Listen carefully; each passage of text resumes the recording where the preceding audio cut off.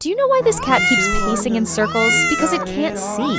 It has to rely on sound to find its owner. 2 years ago, this cat's eyes started to deteriorate, and eventually, it lost its sight. Its previous owner abandoned it. Left alone in the empty streets, the cat couldn't see anything, feeling helpless and scared. Maybe it was fate, but the cat found its current owner. He took it in. The cat became very dependent on its owner's touch. Whenever he pet it, the cat could feel reassured that it hadn't been abandoned. The man took the cat to the vet, but the doctor said if they'd come sooner, there might have been a chance to save its eyesight. Now, it was too late. The doctor recommended removing the cat's eyes, but the man didn't want to give up. He believed there was still hope. Every day, he carefully cleaned its wounds and changed its medicine, hoping to improve its condition. 2 years later, the cat is stable, but the chance of regaining sight is still slim. Now, its owner has become its eyes.